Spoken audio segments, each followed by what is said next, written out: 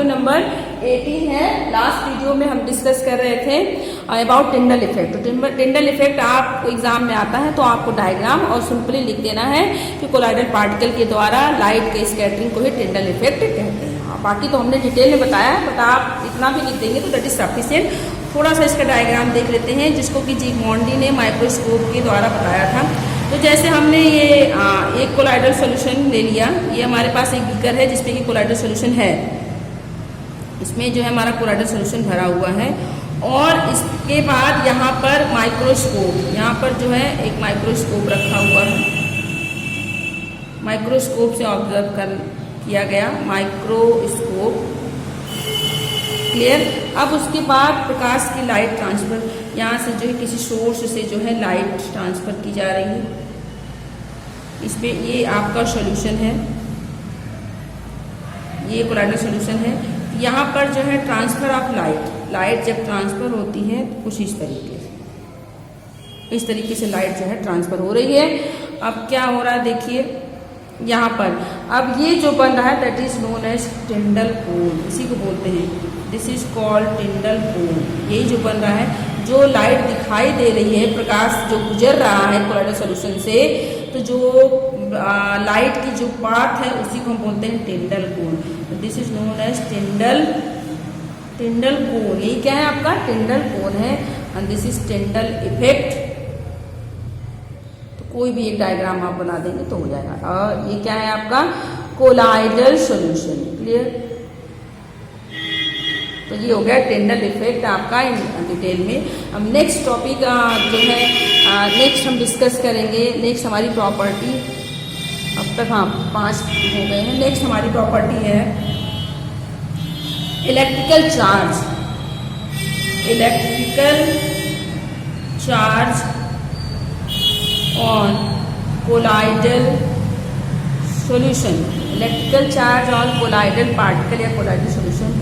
Colloidal particles, colloidal solution जो है electrically charge होते हैं। कौन से? अब 2 तरीके के कोलाइडल सॉल्यूशन है। पहला आपका जो लायोफिलिक है, लायोफिलिक कोलाइडल सॉल्यूशन है, लायोफिलिक सोल। जो लायोफिलिक सोल होते हैं दे आर इलेक्ट्रिकली न्यूट्रल। ये इलेक्ट्रिकली न्यूट्रल होते हैं, इन पर कोई चार्ज नहीं होता है। बट हम चार्ज के लिए बात कर रहे हैं तो हम किसकी बात कर रहे हैं? लायोफोबिक। तो लायोफोबिक सोल्स जो होते हैं, वो लायोफोबिक कोलाइडल सॉल्यूशन जो होते हैं वो इलेक्ट्रिकली चार्ज होते हैं, इलेक्ट्रिकली चार्ज होते हैं, इलेक्ट्रिकली चार्ज होते हैं। इट में भी इलेक्ट्रिकली चार्ज है, ये पॉजिटिवली चार्ज हो सकते हैं, निगेटिव, इनके ऊपर पॉजिटिव चार्ज हो सकता है और निगेटिव चार्ज। इट में बी पॉजिटिव चार्ज, पॉजिटिव और निगेटिव चार्ज होते हैं। और एक कोलाइडल सॉल्यूशन के जितने कोलाइडल पार्टिकल हैं सब पर एक प्रकार का चार्ज होगा। कोलाइडल सॉल्यूशन बदलेगा तब उनके ऊपर का चार्ज बदलेगा। तो कहने का मतलब ये है कि लायोफिलिक सोल तो इलेक्ट्रिकली न्यूट्रल है, but lyophilic colloidal solution neutral है, बट लायोफोबिक कोलाइडल सॉल्यूशन जो है वो इलेक्ट्रिकली चार्ज होते हैं, पॉजिटिवली हो सकते हैं, निगेटिव, उनके ऊपर पॉजिटिव चार्ज हो सकता है, निगेटिव चार्ज हो सकता है। तो इस आधार पर जो लायोफोबिक सोल हुए इलेक्ट्रिकल चार्ज के बेसिस पे 2 तरह के होते हैं। फर्स्ट है हमारा पॉजिटिवली, कौन से? थोड़ा एग्जाम्पल देख लेंगे। पॉजिटिवली चार्ज कोलाइडल सॉल्यूशन कौन कौन से हैं?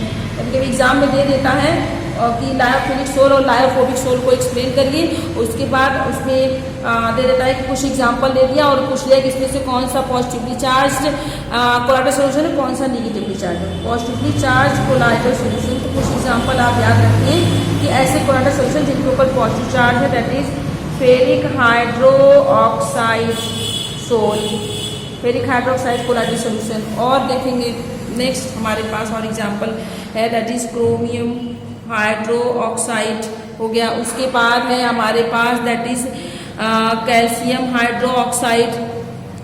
हाइड्रोक्साइड है। हेमोग्लोबिन भी जो है ये हमारा पॉजिटिवली चार्ज है। और एल्यूमिनियम हाइड्रोक्साइड, ये भी सब एग्जाम्पल हैं किसके? सारे के सारे एग्जाम्पल हैं आपके पॉजिटिवली चार्ज कोलाइडल सोल्यूशन के। दूसरा देखेंगे, जब पॉजिटिवली चार्ज है तो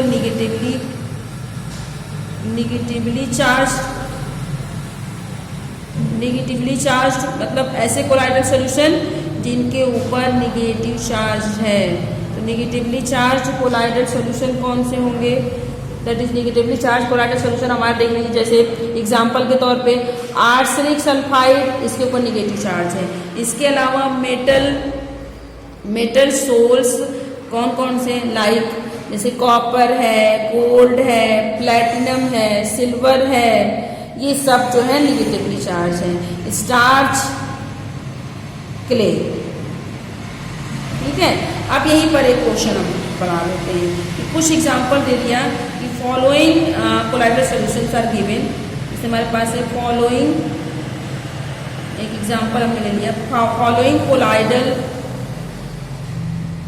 सॉल्यूशन आर गिवन। कुछ कोलाइडल सॉल्यूशन दिए हुए हैं, कौन से, जैसे हमारा दिया हुआ है गोल्ड सोल दिया हुआ है, और आपका दिया हुआ है फेरिक हाइड्रोक्साइड दिया हुआ है, ठीक है, आर्सेनिक सल्फाइड दिया हुआ है, और आपको आइडेंटिफाई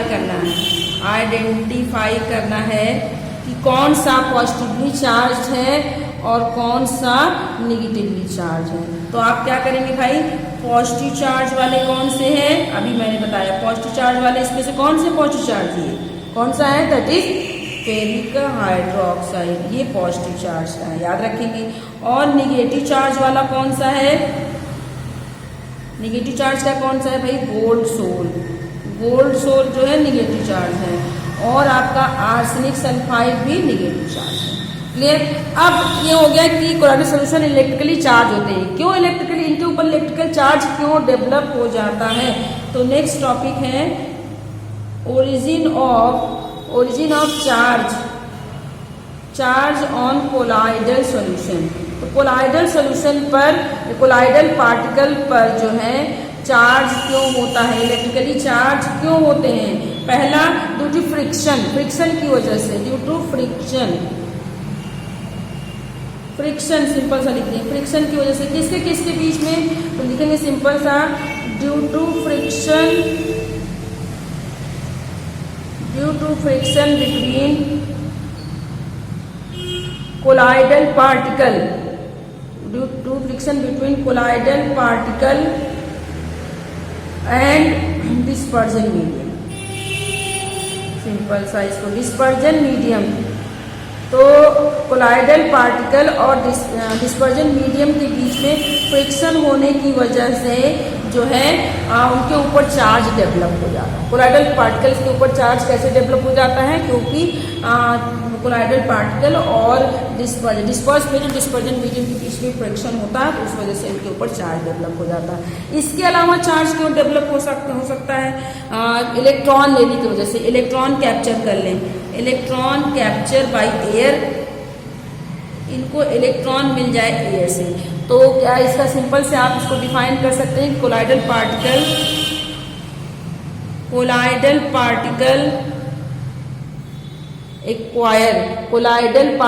एक्वायर या गेन कर लेते हैं, acquire charge by capturing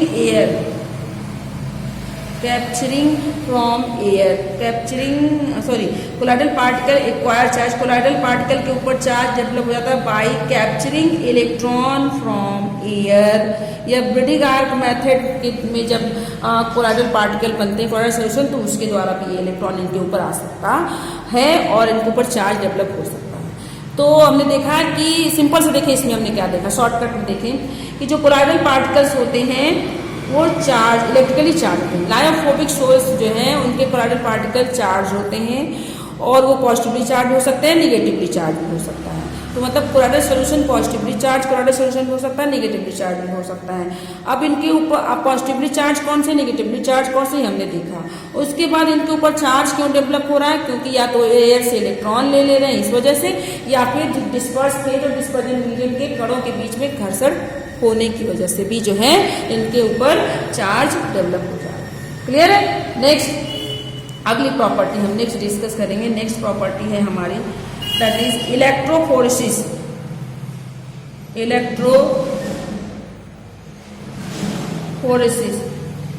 electrophoresis या इसी को बोलते हैं विद्युत कण संचलन। इलेक्ट्रोफोरेसिस या विद्युत कण संचलन, इसका क्या मतलब होता है? What is electrophoresis? तो सिंपल सा इसको डिफाइन करेंगे। Movement of electron, movement of colloidal particle, colloidal particles का movement of colloidal particles towards, किस तरफ भाई? टुवर्ड्स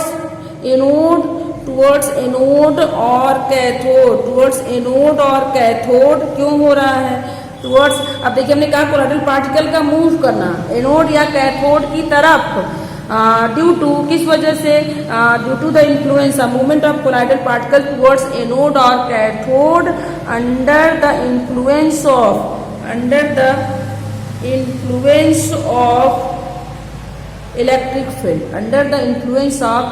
इलेक्ट्रिक फील्ड या इलेक्ट्रिकल फील्ड।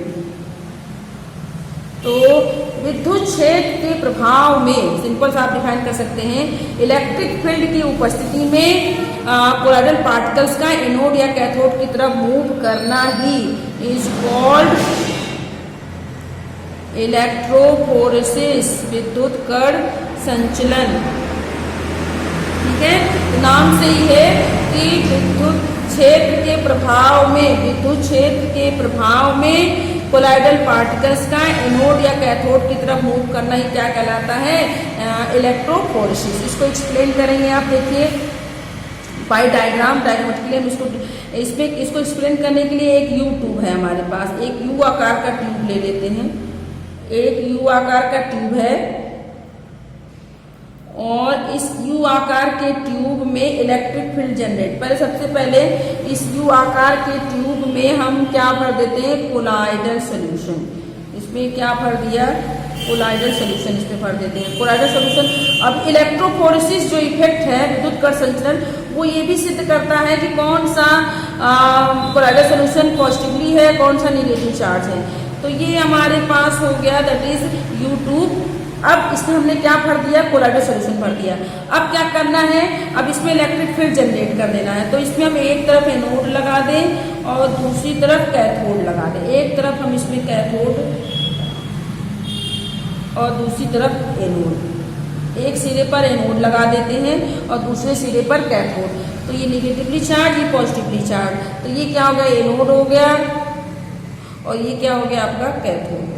ये हमने लगा दिया और ये हमने मान लिया कि हमारा जो कोलाइडल सोल्यूशन जो इसमें भरा हुआ है ये आर्सेनिक सल्फाइड का कोलाइडल सोल्यूशन ले लिया। किसका है? आर्सेनिक सल्फाइड का colloidal solution, arsenic sulphide colloidal solution है ये। और अब आपको पता, अभी हमने बताया कि आर्सेनिक सल्फाइड जो कोलाइडल सोल्यूशन होता है वो पॉजिटिवली चार्ज है कि निगेटिवली चार्ज? ये निगेटिवली चार्ज है। अभी हमने बताया कि ये जो है ये आपका निगेटिवली चार्ज है, निगेटिवली चार्ज कोलाइडल सोल्यूशन है, निगेटिवली चार्ज कोलाइडल सोल्यूशन है। इसका मतलब क्या हुआ कि आर्सेनिक सल्फाइड के ऊपर निगेटिव चार्ज है और जब निगेटिवली चार्ज कोलाइडल सोल्यूशन होगा तो वो किस तरफ मूव करेगा? पॉजिटिव तरफ। अब मान लीजिए हमें नहीं मालूम, हमको पहले पता था कि भाई ये निगेटिवली चार्ज कोलाइडल सोल्यूशन हमने बता दिया, लेकिन मान लीजिए हमको नहीं पता कि कौन सा कोलाइडल सोल्यूशन इसके ऊपर पॉजिटिव चार्ज है कि निगेटिव चार्ज है। तो जब इसमें रखेंगे इलेक्ट्रोफोरेसिस में, इसमें रखेंगे तो क्या होगा? ये आर्सेनिक सल्फाइड कोलाइडल सोल्यूशन के पार्टिकल्स जो है वो कैथोड की तरफ, इसके पार्टिकल्स किसकी तरफ मूव करने लगेंगे? कैथोड की तरफ मूव करने लगेंगे। और जब कैथोड की तरफ मूव करेंगे इसका मतलब कैथोड की तरफ इनके पार्टिकल्स अट्रैक्ट हो रहे हैं, आकर्षित हो रहे हैं। तो इसका मतलब ये हुआ कि आर्सेनिक सल्फाइड जो है वो कैसा कोलाइडल सोल्यूशन है? निगेटिवली चार्ज है। अब यदि हम यहीं पे फेरिक हाइड्रोक्साइड ले लें तो फेरिक हाइड्रोक्साइड किसकी तरफ मूव करेंगे? एनोड की तरफ मूव करेंगे। इसका मतलब फेरिक हाइड्रोक्साइड पॉजिटिवली चार्ज है। तो इलेक्ट्रोफोरेसिस जो है ये आपके कोलाइडल सोल्यूशन के ऊपर कौन सा चार्ज उत्पन्न होता है इसको भी ये सिद्ध करता है। यदि इसमें रखने के बाद कोलाइडल सोल्यूशन जो है वो एनोड की तरफ मूव करता है, निगेटिव प्लेट की तरफ मूव करता है, इसका मतलब वो कोलाइडल सोल्यूशन पॉजिटिव है। यदि कैथोड की तरफ मूव करता है इसका मतलब वो कोलाइडल सोल्यूशन क्लियर। अब हमने कह रहे हैं कि कोलाइडल पार्टिकल जो है इलेक्ट्रिक फील्ड रखने पर वो या तो कैथोड की तरफ मूव करते हैं या तो एनोड की तरफ। यदि कैथोड की तरफ मूव करे तो उसे एनापोलिसिस, यदि कैथोड की तरफ मूव करते तो उसे जो है केटापोलिसिस। तो आगे देखेंगे। अब इलेक्ट्रोपोलिसिस दो टाइप के हो जाते हैं। First one that is cataphoresis. Cataphoresis तो इसका क्या मतलब होगा, व्हाट इज केटापोलिसिस? तो सिंपल सा वही है कि movement of colloidal particle, movement of colloidal particle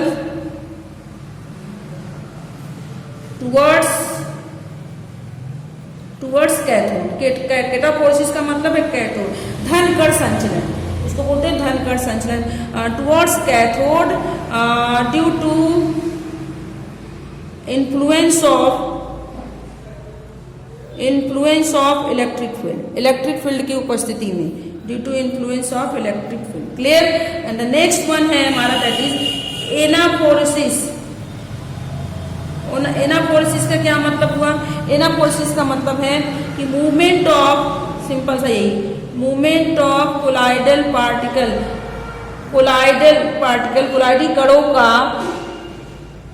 कोलाइडी कणों का इलेक्ट्रिक फील्ड की उपस्थिति में एनोड की तरफ मूव करना, एनोड की तरफ मूव करना, इसे हम क्या बोलते हैं? एनापोलिसिस। क्लियर। तो जब एनोड की तरफ मूव करेंगे तो एनापोलिसिस, कैथोड की तरफ मूव करेंगे तो केटापोलिसिस। तो यहीं पर आपका खत्म हो जाता है इलेक्ट्रोपोलिसिस, जिसको विद्युत कण संचलन कहते हैं, केटापोलिसिस धन कण संचलन, एनापोलिसिस ऋण कण संचलन। क्लियर। एंड द नेक्स्ट हमारी प्रॉपर्टी होगी, नेक्स्ट हम प्रॉपर्टी डिस्कस करेंगे। यहीं पे प्रॉपर्टी खत्म हो जाती है। नेक्स्ट हमारा टॉपिक है दैट इज कोऑगुलेशन।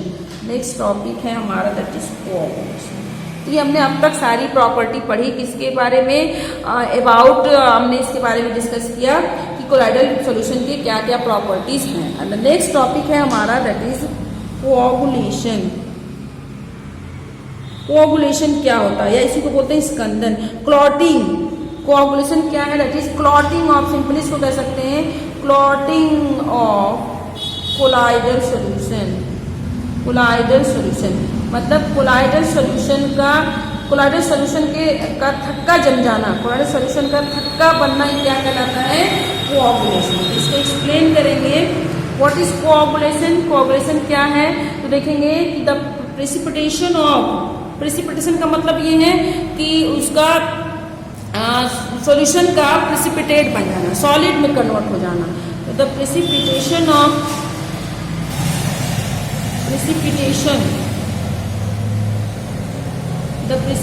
या पीपीटी बन जाना। द प्रेसिपिटेशन ऑफ, शॉर्ट बोलते हैं इसको पीपीटी, द प्रेसिपिटेशन ऑफ या solid part colloidal solution, the precipitation of colloidal solution by adding क्या ऐड करेंगे? By adding electrolyte, by adding suitable electrolyte, उपयुक्त suitable electrolyte. Electrolyte is known as coagulation of colloidal solution। तो कोऑगुलेशन क्या कहते हैं? स्कंदन किसे कहते हैं? स्कंदन वह प्रक्रिया है जिसमें कि कोलाइडल सॉल्यूशन में इलेक्ट्रोलाइट ऐड करने पर उसके प्रेसिपिटेट प्राप्त होते हैं, थक्का बन जाता है। जैसे अब हम यहाँ पर एक टर्म और डिस्कस करेंगे जो कि हमने बताया था, पेप्टाइजेशन और coagulation, they are opposite of each other, दोनों एक दूसरे के अपोजिट हैं। कोऑगुलेशन में क्या हो रहा है? कोऑगुलेशन में कोलाइडल सॉल्यूशन में इलेक्ट्रोलाइट डालने पर प्रेसिपिटेट बन जा रहा, जबकि पेप्टाइजेशन में क्या था? पेप्टाइजेशन में था कि प्रेसिपिटेट में इलेक्ट्रोलाइट डाल रहे थे तो कोलाइडल सॉल्यूशन बन जा रहा था। तो इसको हम ऐसे लिख सकते हैं कि प्रेसिपिटेट जो है इलेक्ट्रोलाइट डालने पर, इलेक्ट्रोलाइट मिलाने पर, इसमें द प्रेसिपिटेशन ऑफ प्रोसेस उल्टा लिख दिया हमने, इसको ये उल्टा हो गया, इसको देखेंगे ऐसे, that is colloidal solution. Colloidal solution है हमारे पास, कोलाइडल सॉल्यूशन, ठीक है। इसमें हमने क्या मिला दिया? इलेक्ट्रोलाइट मिला दिया। इलेक्ट्रोलाइट मिलाया तो ये क्या बन गया, इसका पीपीटी बन गया। प्रेसिपिटेट सॉलिड फॉर्म में थक्का बन गया, कोआगुलेट हो गया, क्लॉटिंग हो गई। किसकी क्लॉटिंग हो गई, कोलाइडल सॉल्यूशन की। क्यों हो गई, इस प्रोसेस को क्या बोलते हैं, कोआगुलेशन। इसी प्रोसेस को क्या बोलते हैं, कोआगुलेशन। क्लियर है, दैट इज द कोआगुलेशन। अब कोआगुलेशन को एक्सप्लेन करने के लिए एक साइंटिस्ट थे हार्डे सुल्जे कि किसका कोआगुलेशन, किस कोलाइडल सॉल्यूशन को कोआगुलेशन ज्यादा होगा, कब होगा। इसके लिए एक साइंटिस्ट हैं हार्डे सुल्जे, उन्होंने दिया, एग्जाम में बहुत पूछा जाता है। हार्डे सुल्जे का नियम, हार्डे सुल्जे रूल, इसको बोलते हैं Hardy Schulze rule. And the very important, अक्सर एग्जाम में कोआगुलेशन भी पूछा जाता है और हार्डे सुल्जे का नियम भी पूछा जाता है। ये भी इंपॉर्टेंट है, दोनों इंपॉर्टेंट है। हार्डे सुल्जे का नियम, तो हार्डे सुल्जे का नियम किस लिए है, for explaining coagulation. Coagulation, colloidal solution के कोआगुलेशन को एक्सप्लेन करने के लिए हार्डे सुल्जे ने एक नियम दिया। तो according to Hardy Schulze rule, according to Hardy Schulze rule, Hardy Schulze नियम के अनुसार देखिए क्या होता है। फर्स्ट, सबसे पहले हार्डे ने क्या कहा कि the ions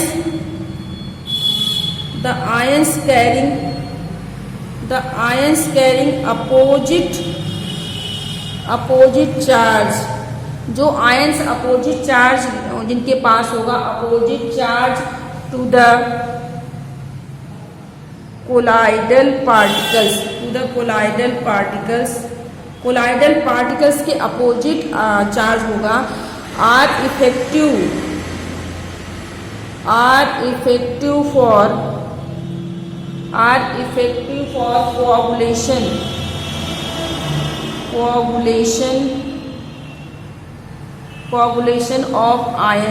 coagulation of ions are called coagulating or are effective for coagulation, and ions are called coagulating ions, और जिनका कोआगुलेशन होता है उसे हम कोआगुलेटिंग आयंस कहते हैं। देखिए इसको क्या कह रहे हैं, सिंपली हार्डे सुल्जे ने ये कहा कि ऐसे इलेक्ट्रोलाइट मिला रहे हैं कोआगुलेट करने के लिए, तो वह इलेक्ट्रोलाइट जिसमें कि चार्ज अपोजिट होगा, ऐसे आयंस उसमें डाले हुए हो जिसका चार्ज अपोजिट हो कोलाइडल पार्टिकल से, वो कोआगुलेट करने में इफेक्टिव होगा। तो अपोजिट चार्ज जब होगा, अपोजिट चार्ज जो है वो कोआगुलेशन, कोलाइडल सॉल्यूशन को कोआगुलेशन के लिए इफेक्टिव होगा, उसको आसानी से कोआगुलेट करेंगे।